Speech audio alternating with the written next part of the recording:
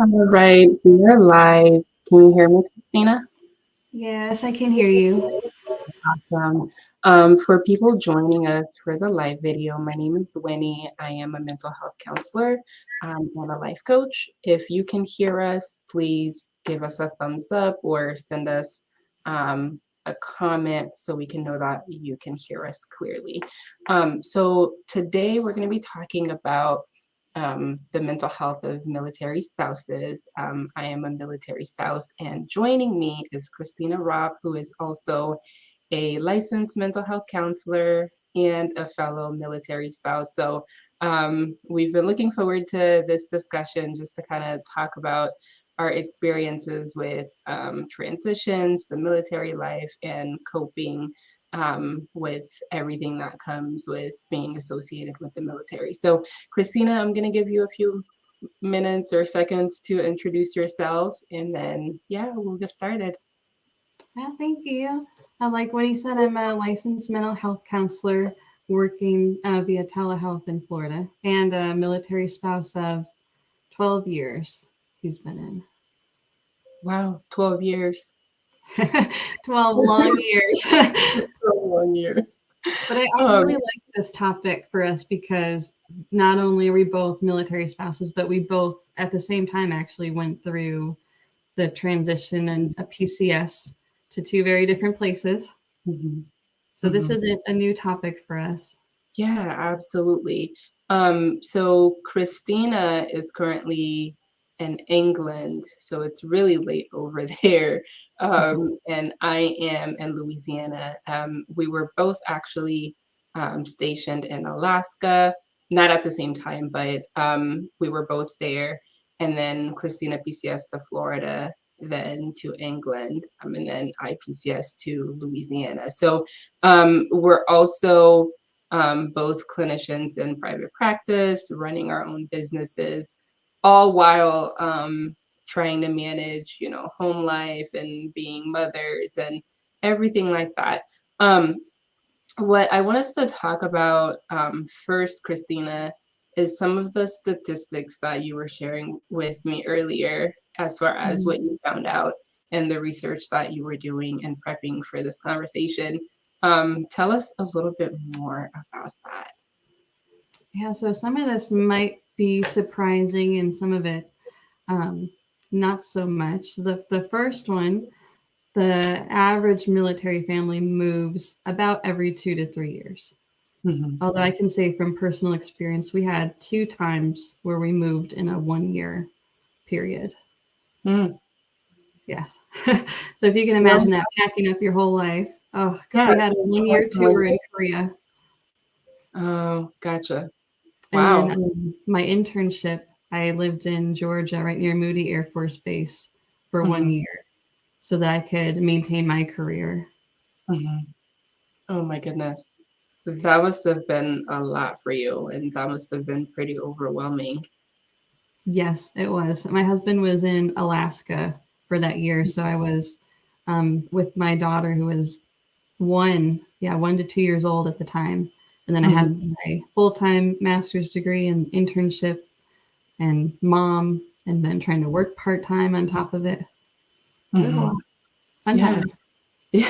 Fun times. I'm curious to hear more about how you coped with that, because I think for a lot of us military spouses, myself included, one of the things that we struggle with a lot is maintaining, our own careers and our own individuality, and continuing to do the things that we want to do while also, being supportive to our service members and our families and children and everything like that. So, what was useful for you or helpful when you were going through these transitions?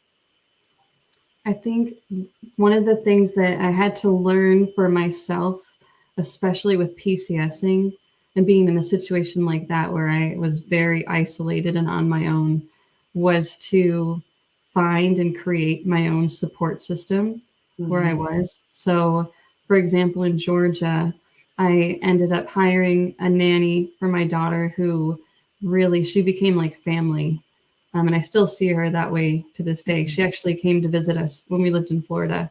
Her name Oh, was Misha. And I can tell you right now, like Misha was my saving grace. I could not have done what I did without her. mhm, But I had to be open to finding that right person and being open to the support and the help that mhm, is available. mhm, mhm. Um, what would you say, or what recommendations would you make to someone who perhaps can't afford a nanny, or a babysitter, or they live really far from family, which right now both of us live pretty far away from family. So for people in these situations where, they're in these new places, they don't know anyone, they don't really have any childcare, they want to work, and they don't want to miss out on continuing with their career progression and whatnot, but they can't really afford some of these things. What recommendations would you make? Yeah, that's a really good question. I think no matter how isolating our base might be, and some of them, as we know from Alaska, are very, very isolating, that you are still surrounded by a group of military people and spouses who are going through the exact same thing that you are. They're in the same situation. They can really empathize with how Mhm, you feel, and mhm, that it's important, I think, to build up those friendships and those relationships where we can help each other out if we need help. Like, hey, the movers are coming. I need someone to help with the kids, and you can call your friend and return the favor for them when they mhm, need it. mhm.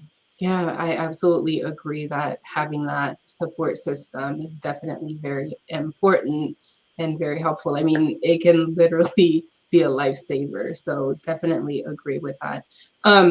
Tell me a little bit more about some of the other statistics that you were telling me about, in terms of the anxiety and depression that some of the military spouses go through. Yeah, one of the ones that I was a little surprised by, there was a research study that found that 7% of military partners meet the criteria for depression, Mhm. compared to 3% of women in the general population. Wow. So that's more than double Mhm. that rate for our Wow. military spouses. Yeah. Mhm. Mm. That is a lot, and it really makes me wonder, how many people are suffering alone and struggling alone and going through a lot of these different transitions and all these different things while struggling with anxiety, depression, and some of them perhaps other um, diagnoses as well, like PTSD and um, Mhm. postpartum depression, like all these different things. So I wonder how many of them are aware of the resources that are out there that can help with their mental health. Can you speak a little bit on that, as far as the resources that people can access? Yeah, I think we're very lucky to have the TRICARE access that we have. Especially now, things have moved to you have the option of doing telehealth, which can put you, with a large number of providers Hmm. for your state or your area. Hmm. Um, and now, right now, you can see, I think if you have TRICARE Prime, you can see a telehealth provider in network with TRICARE, and they've waived the copay. So there's Hmm. no copay then. Hmm. Yeah, I think they're still waiving the cost shares and copays for telehealth services for all of the TRICARE plans. So that basically means that if your provider is in network with TRICARE, there's no copay or cost share um, Mhm. for you. So that's really helpful that they're doing that, because of course, that means that that resource is a lot more readily available to people who may not otherwise have sought out, mental health therapy and things like that.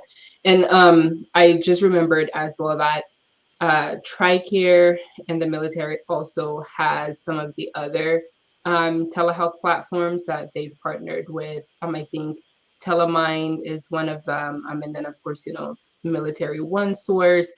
People Mhm. can go through Military One Source to get help with their mental health. And then what's the other one? Oh, the Military Family Life Counselors and FLAC. Yeah. People can have access to these counselors as well.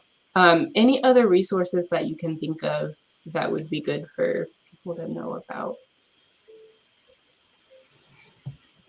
Um, Going back to what you were mentioning earlier, it's not as much mental health, but there is a lot of help for the spouses who do want to work towards their career.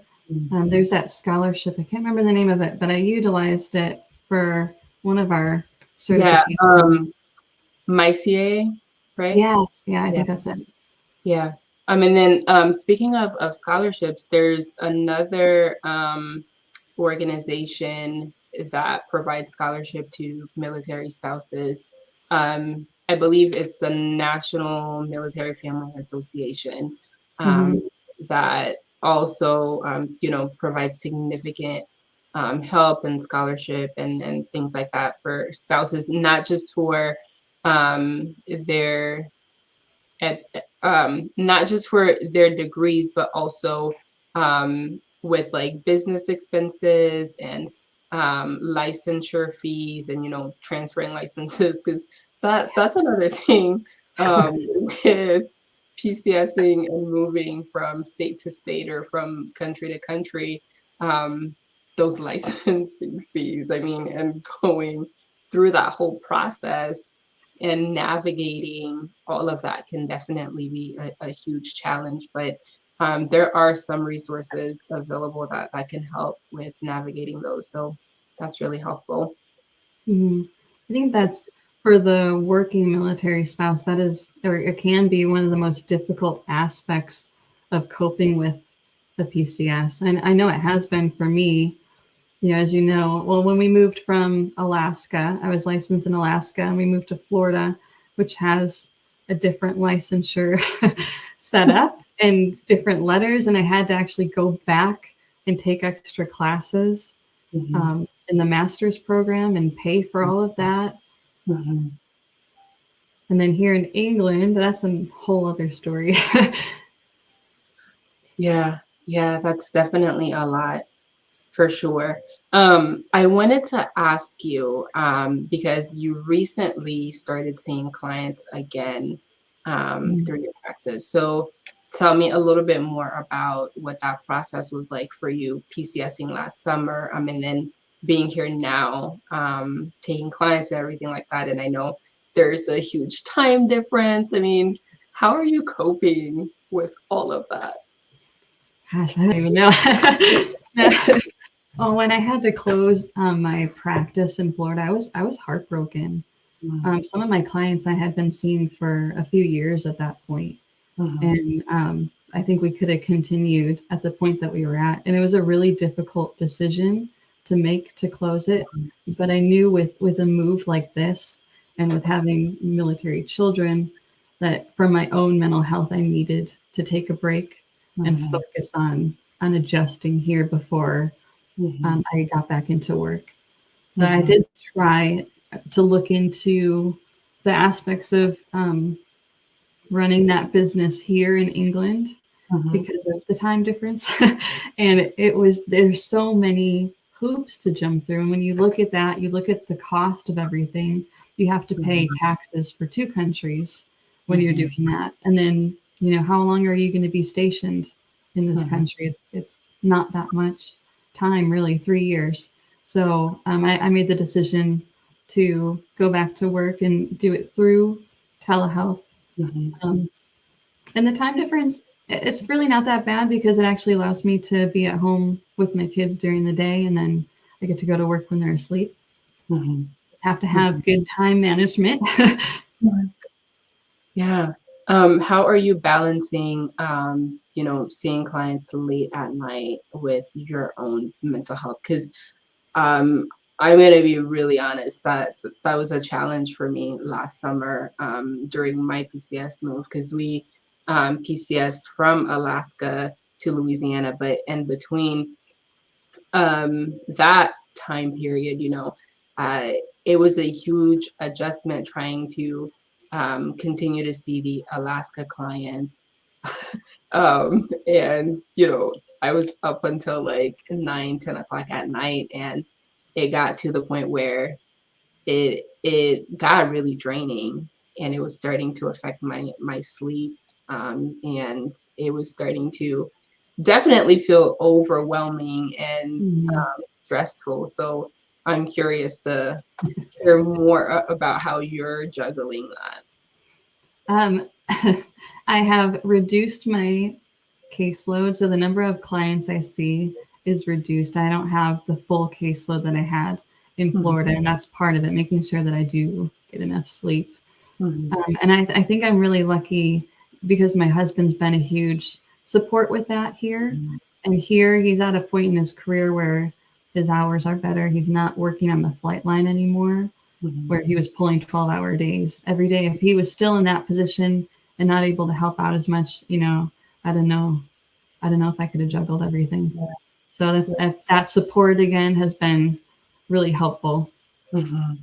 Yeah, awesome.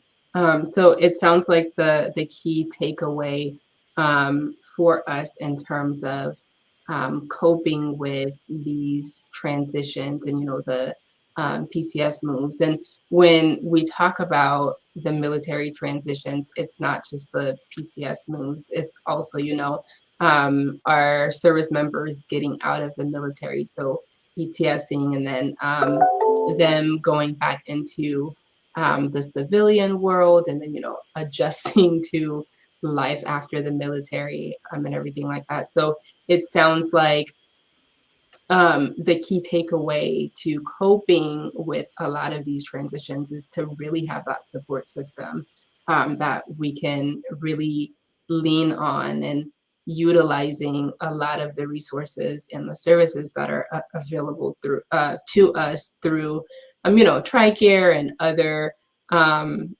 organizations who can help with career advancement, and career progression, and everything like that.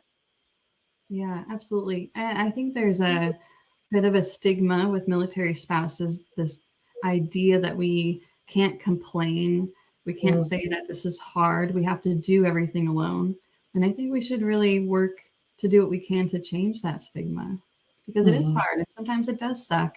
And it should be Yeah, okay to yeah, acknowledge that. yeah. I agree. I agree 100%. It is really, really hard. And it's okay to acknowledge that we can't do all of this by our lonesome. And so, yeah. So, as we're getting close to wrapping up this conversation, I did want to ask you if you can share a little bit more about the types of clients that you see and where your clients are located. So, in case there's a military spouse watching, and they want to reach out, to set up services and whatnot, how does that work for you? Yeah, absolutely. And I am accepting new clients right now. I'm seeing clients in Florida, obviously telehealth only. I love working with the military population. I do have a large number of military spouses and military kids on my caseload now. And I Mhm. see um, teens age 13 and up all the way through adulthood. Okay. And what types of problems do you work with? I this is going to sound weird to say, but I enjoy working with trauma, childhood trauma, anxiety, depression, low self esteem. Mhm, And as you know, I love working using schema therapy, which is a little mhm, bit different. We use a mhm, lot of different visualization exercises and kind of practical applications to mhm, change behaviors. mhm. It's a little bit different type of therapy, but it's Yeah, amazing. yeah, it is. And you also do EMDR, right? Yes, I'm level 1 EMDR certified. Okay, awesome. So for anyone interested in reaching out to Christina, she's accepting new clients. How can people reach out to you? Like, what's your website, phone number, email address? My website is wildthistletherapy.com. And the best way to get a hold of me is my email, which is wildthistletherapy@protonmail, PROTON mail.com. Because the phone situation here, calling overseas, is a little weird. So I don't have a phone number right now. So email is the best way. Okay. Awesome. Awesome. Well, thank you so much, Christina, for joining me for this conversation and for just talking about, life as a military spouse and talking about some ways that people can cope with all these different transitions. So, thank you to all our viewers. I saw a couple of people watching, but they were very silent. So, thank you. Absorbing it all. Yeah. So thank you for that. Thank you for joining us. I will be back Thank live you. next week to talk about wellness and promoting, our mental wellness and whatnot. So I hope to see you all there again. And thanks again, Christina. Have a great night. Thank you.